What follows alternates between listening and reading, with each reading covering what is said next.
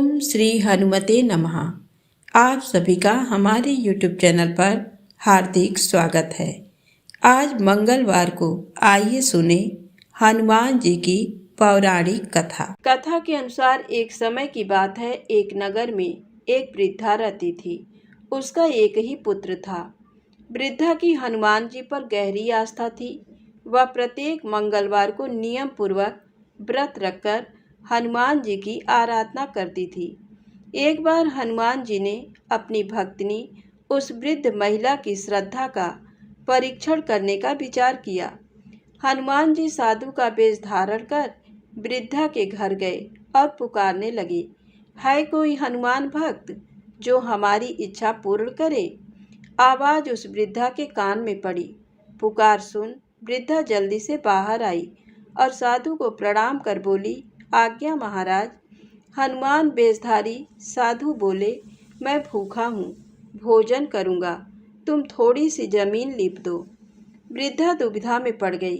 अंततः हाथ जोड़कर बोली, महाराज, लीपने और मिट्टी खोदने के अतिरिक्त आप कोई दूसरी आज्ञा दें, मैं अवश्य पूर्ण करूँगी।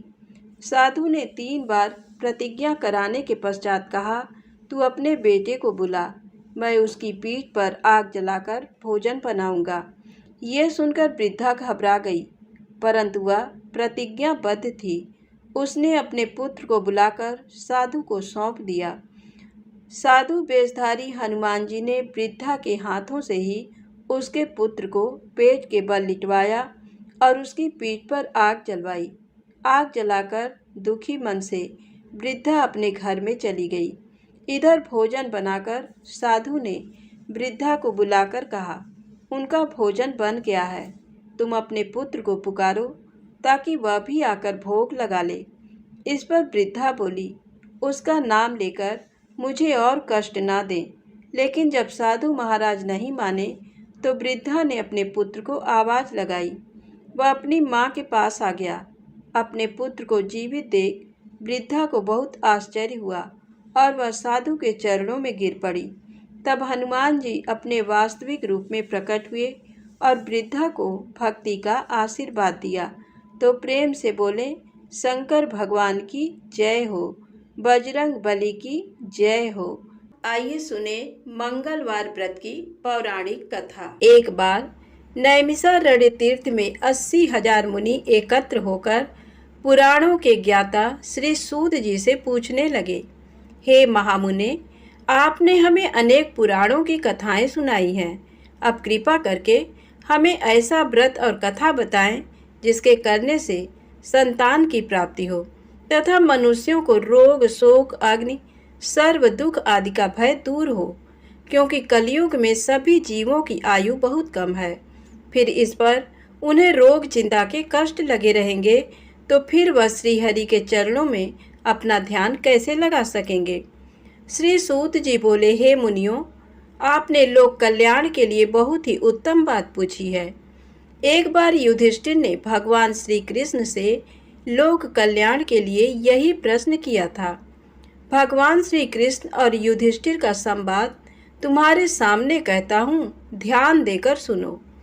एक समय पांडवों की सभा में श्री कृष्ण जी बैठे हुए थे। तब युधिष्ठिर ने भगवान श्री कृष्ण से प्रश्न किया, हे प्रभु नंद नंद गोविंद, आपने मेरे लिए अनेकों कथाएं सुनाई हैं। आज आप कृपा करके ऐसा व्रत या कथा सुनाएं जिसके करने से मनुष्य को रोग चिंता का भय समाप्त हो और उसको पुत्र की प्राप्ति हो। हे प्रभु, बिना पुत्र के जीवन व्यर्थ है। पुत्र के बिना मनुष्य नरकगामी होता है।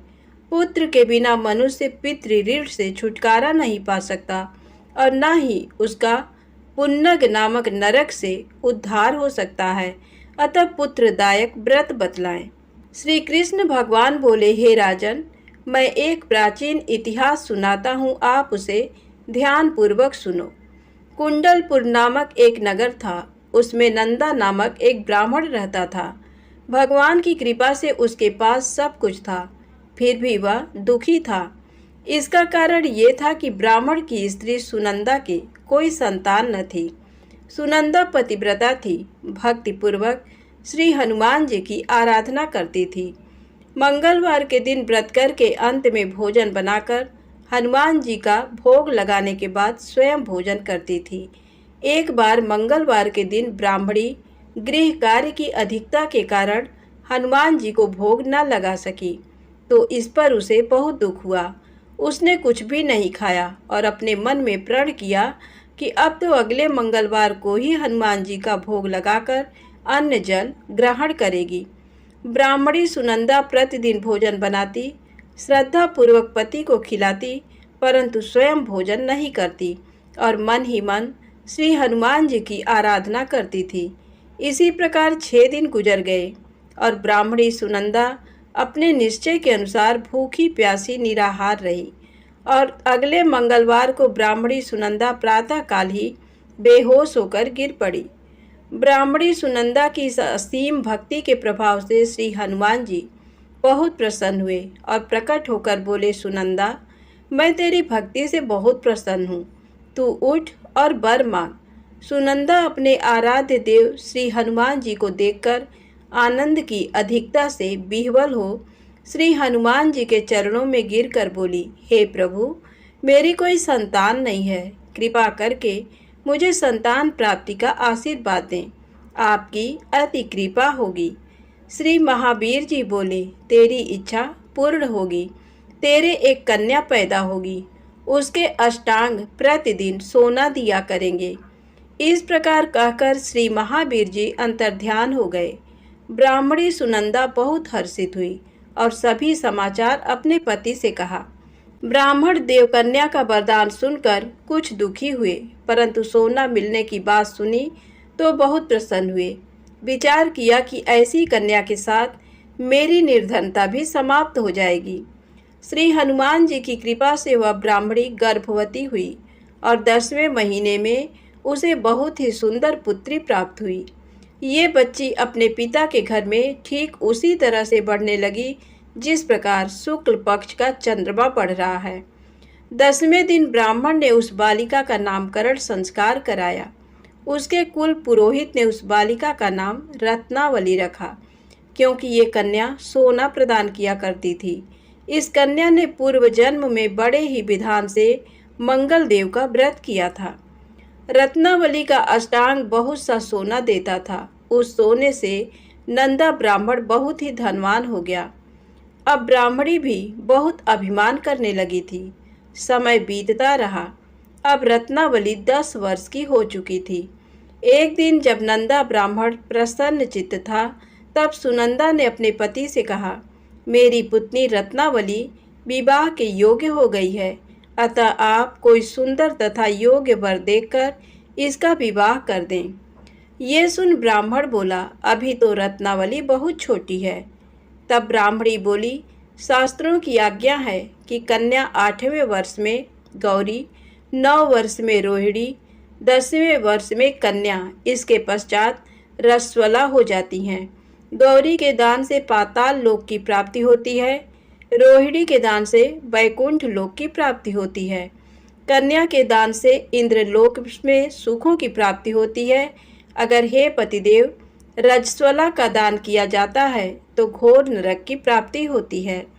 इस पर ब्राह्मण बोला, अभी तो रत्नावली मात्र 10 ही वर्ष की है और मैंने तो 16-16 साल की कन्याओं के विवाह कराए हैं, अभी जल्दी क्या है। तब ब्राह्मणी सुनंदा बोली, आपको तो लोभ अधिक हो गया। शास्त्रों में कहा गया है कि माता पिता और बड़ा भाई रजस्वला कन्या को देखते हैं तो वह अवश्य ही नरकगामी होते हैं। तब ब्राह्मण बोला, अच्छी बात है, कल मैं अवश्य ही योग्य वर की तलाश में अपना दूत भेजूंगा। दूसरे दिन ब्राह्मण ने अपने दूत को बुलाया और आज्ञा दी कि जैसी सुंदर मेरी कन्या है वैसा ही सुंदर वर उसके लिए तलाश करो। दूत अपने स्वामी की आज्ञा पाकर निकल पड़ा। पंपई नगर में उसने एक सुंदर लड़के को देखा। ये बालक एक ब्राह्मण परिवार का बहुत गुणवान पुत्र था। इसका नाम सोमेश्वर था। दूत ने इस सुंदर व गुणवान ब्राह्मण पुत्र के बारे में अपने स्वामी को पूर्ण विवरण दिया। ब्राह्मण नंदा को भी सोमेश्वर अच्छा लगा और फिर शुभ मुहूर्त में विधि पूर्वक कन्यादान करके ब्राह्मण ब्राह्मणी संतुष्ट हुए। परंतु ब्राह्मण के मन में लोभ समाया हुआ था। उसने कन्यादान तो कर दिया, पर वह बहुत खिन्न भी था। उसने विचार किया कि रत्नावली तो अब चली जाएगी और मुझे इससे जो सोना मिलता था वह अब नहीं मिलेगा। मेरे पास जो धन था कुछ तो इसके विवाह में खर्च हो गया और जो शेष बचा है वह भी कुछ दिनों पश्चात समाप्त हो जाएगा। मैंने तो इसका विवाह करके बहुत बड़ी भूल कर दी है। अब कोई ऐसा उपाय हो कि रत्नावली मेरे घर में ही बनी रहे, अपनी ससुराल ना जाए। लोभ रूपी राक्षस ब्राह्मण के मस्तिष्क पर छाता जा रहा था। रात भर अपनी सैया पर बेचैनी से करवटें बदलते बदलते उसने एक बहुत ही क्रूर निर्णय लिया। उसने विचार किया कि जब रत्नावली को लेकर उसका पति सोमेश्वर अपने घर के लिए जाएगा तो वह मार्ग में छिपकर सोमेश्वर का वध कर देगा और अपनी लड़की को अपने घर ले आएगा, जिससे नियमित रूप से उसे सोना भी मिलता रहेगा और समाज का कोई मनुष्य उसे दोष भी नहीं दे सकेगा। प्रातः काल हुआ तो नंदा और सुनंदा ने अपने जमाई तथा लड़की को बहुत सारा धन देकर विदा किया। सोमेश्वर अपनी पत्नी रत्नावली को लेकर ससुराल से अपने घर की तरफ चल दिया। ब्राह्मण नंदा महालोभ के वशीभूत हो अपनी मति खो चुका था। पाप पुण्य को उसे विचार ही न रहा। अपने भयानक व क्रूर निर्णय को कार्य रूप देने के लिए उसने अपने दूत को मार्ग में अपने जमाई का वध करने के लिए भेज दिया था, ताकि रत्नावली से प्राप्त होने वाला सोना उसे हमेशा मिलता रहे और वो कभी निर्धन ना हो। ब्राह्मण के दूत ने अपने स्वामी की आज्ञा का पालन करते हुए उसके जमाई सोमेश्वर का मार्ग में ही वध कर दिया। समाचार पाकर ब्राह्मण नंदा मार्ग में पहुंचा और रुदन करती अपनी पुत्री रत्नावली से बोला, हे पुत्री, मार्ग में लुटेरों ने तेरे पति का वध कर दिया है। भगवान की इच्छा के आगे किसी का कोई बस नहीं चलता है। अब तू घर चल, वहाँ पर ही रहकर शेष जीवन व्यतीत करना। जो भाग्य में लिखा है वही होगा। अपने पति की अकाल मृत्यु से रत्नावली बहुत दुखी हुई। करुण क्रंदन व रुदन करते हुए अपने पिता से बोली, हे पिताजी, इस संसार में जिस स्त्री का पति नहीं है उसका जीना व्यर्थ है।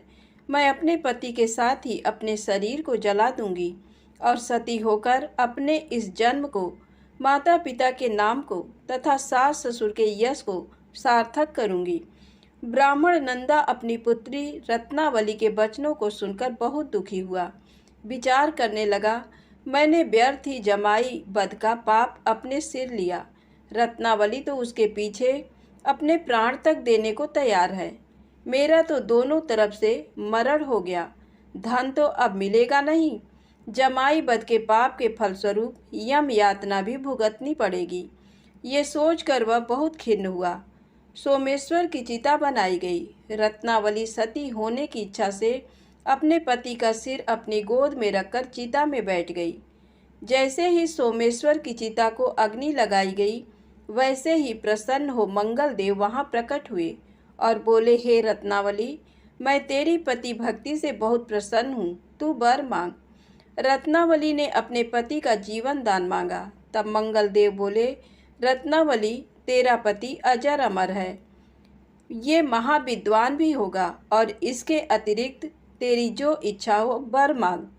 तब रत्नावली बोली, हे ग्रहों के स्वामी, यदि आप मुझ पर प्रसन्न हैं तो मुझे ये वरदान दीजिए कि जो भी मनुष्य मंगलवार के दिन प्रातःकाल लाल पुष्प लाल चंदन से पूजा करके आपका स्मरण करे, उसको रोग व्याधि ना हो, स्वजनों का कभी वियोग ना हो, सर्प अग्नि तथा शत्रुओं का भय ना रहे।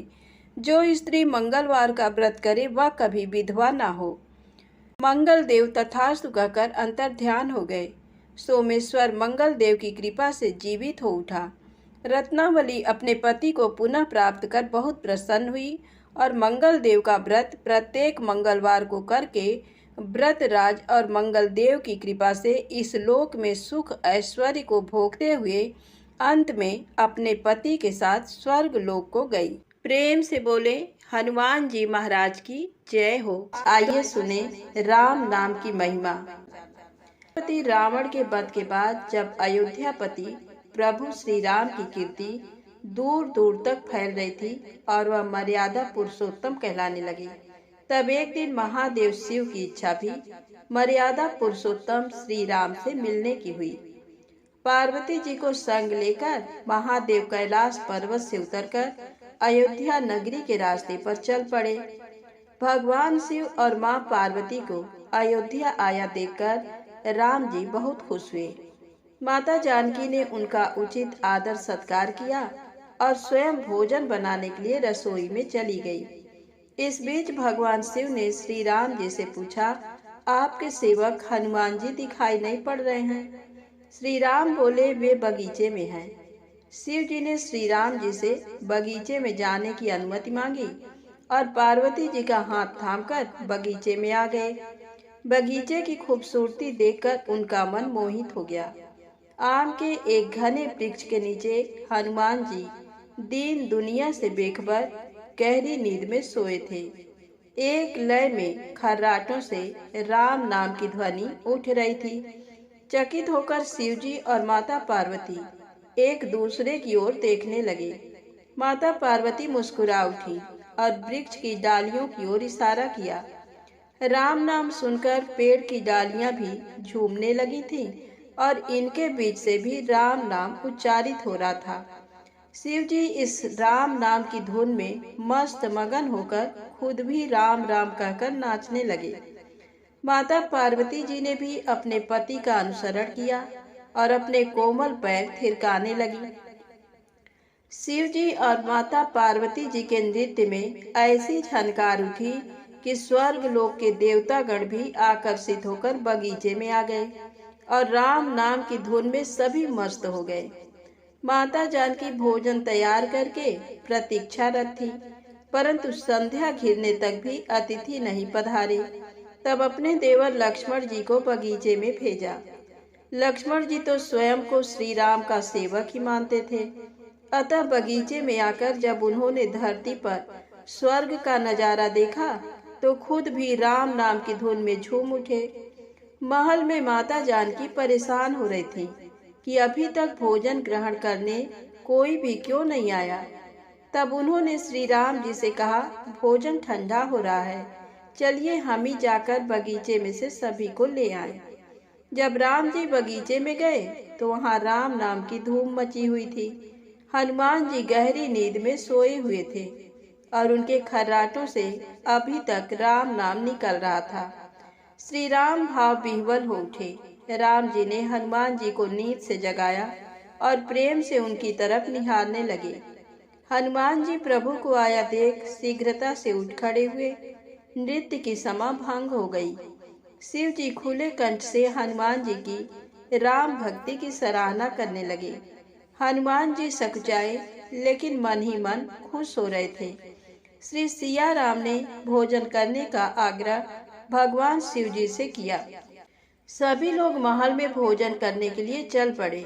माता जानकी भोजन परोसने लगी। हनुमान जी को भी श्री राम जी ने पंक्ति में बैठने का आदेश दिया।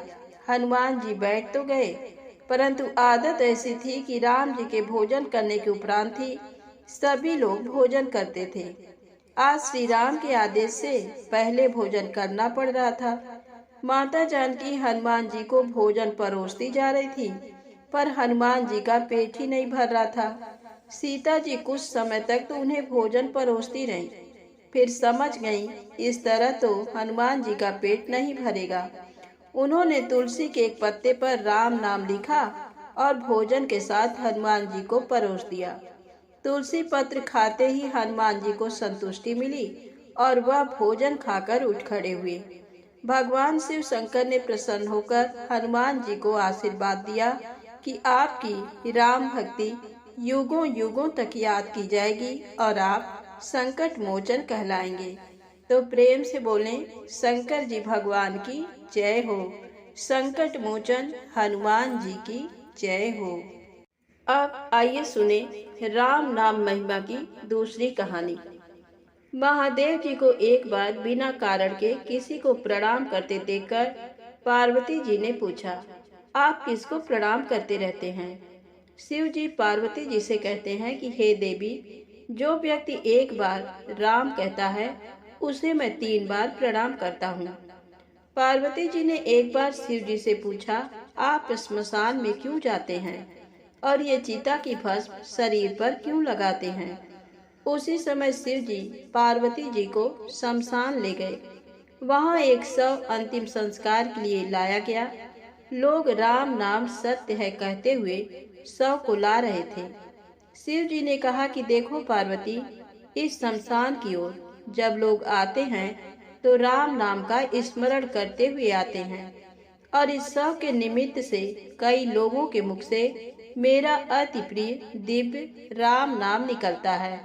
उसी को सुनने में शमशान में आता हूँ और इतने लोगों के मुख से राम नाम का जप करवाने में निमित्त बनने वाले इस शव का मैं सम्मान करता हूँ, प्रणाम करता हूँ और अग्नि में जलने के बाद उसकी भस्म को अपने शरीर पर लगा लेता हूँ।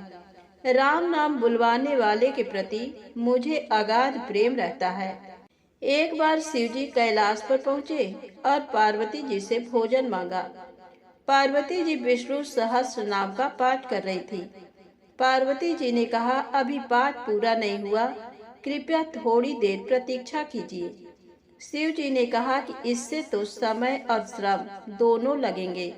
संत लोग जिस तरह से सहस्त्र नाम को छोटा कर लेते हैं और नित्य जपते हैं, वैसा उपाय कर लो। पार्वती जी ने पूछा, वो उपाय कैसे करते हैं, मैं सुनना चाहती हूँ। तब शिव जी ने बताया, केवल एक बार राम कह लो, तुम्हें सहस्त्र नाम भगवान के 1000 नाम लेने का फल मिल जाएगा। एक राम नाम 1000 दिव्य नामों के समान है।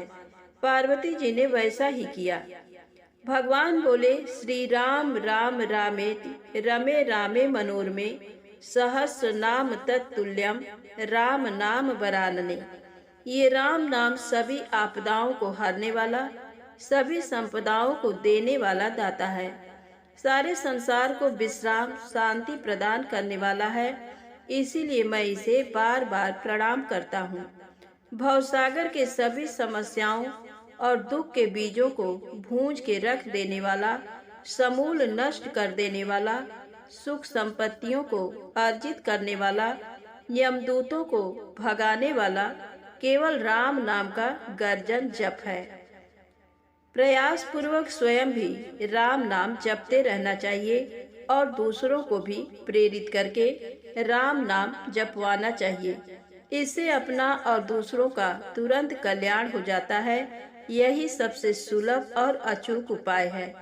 इसीलिए हमारे देश में प्रणाम राम राम कहकर किया जाता है। अब आइए सुने बिल्व वृक्ष की महिमा। एक बार नारद जी ने भगवान भोलेनाथ की स्तुति कर पूछा, प्रभु, आपको प्रसन्न करने के लिए सबसे उत्तम और सुलभ साधन क्या है? हे त्रिलोकीनाथ, आप तो निर्विकार और निष्काम हैं। आप सहज ही प्रसन्न हो जाते हैं। फिर भी मेरी जानने की इच्छा है कि आपको क्या प्रिय है। शिव जी बोले, नारद जी, वैसे तो मुझे भक्त के भाव सबसे प्रिय हैं। फिर भी आपने पूछा है तो बताता हूँ। मुझे जल के साथ साथ बिल्व पत्र बहुत प्रिय हैं। जो अखंड बिल्व पत्र मुझे श्रद्धा से अर्पित करते हैं, मैं उन्हें अपने लोक में स्थान देता हूँ।